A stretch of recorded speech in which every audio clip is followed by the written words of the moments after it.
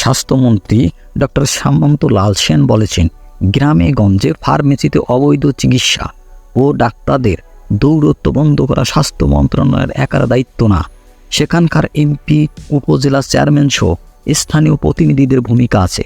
তারা যদি এ সকল জায়গা পরিদর্শন করে চিহ্নিত করে আমাদের প্রতিবেদন দেন, আমরা ব্যবস্থা গ্রহণ করতে পারব। দুপুরে সিলেটে এমজি ওসমান মেডিকেল কলেজ হাসপাতালে পরিদর্শন শেষে সাংবাদিকদের প্রশ্নের জবাবে তিনি এসব কথা বলেন। স্বাস্থ্যমন্ত্রী বলেন, ওসমানী মেডিকেলে আমি আগেও এসেছি, তবে আজকে আসছি অন্য একটি দায়িত্ব নিয়ে। যা দেখলাম তাতে সমস্ত হাসপাতালে যে অবস্থা, একই অবস্থা এখানেও, মাটিতে রুগী।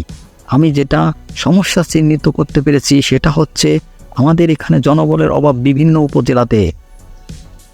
তিনি বললেন, আমরা যদি উপজেলাগুলোতে ঠিকমতো চিকিৎসা সেবা দিতে পারি তাহলে মেডিকেল কলেজ হাসপাতালগুলোতে রুগীদের মাটিতে শুয়ে থাকতে হবে না। এই সমস্যা একদিনে সমাধান করা সম্ভব হবে না। আমি চেষ্টা করছি পর্যায়ক্রমে সমস্যাগুলো সমাধান করতে।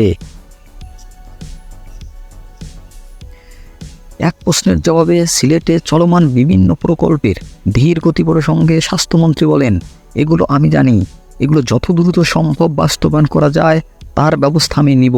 হাসপাতাল পরিদর্শনকালে মন্ত্রীর সঙ্গে বঙ্গমাতা শেখ ফজলুন্নেসা মুজিব কলেজ বিশ্ববিদ্যালয়ের উপাচার্য অধ্যক্ষ ডক্টর এইচ.এম. এনায়েত হোসেন, ওসমানী হাসপাতালের পরিচালক ব্রিগেডিয়ার জেনারেল ডক্টর মাহবুব রহমান ভুঁইও ছিলেন।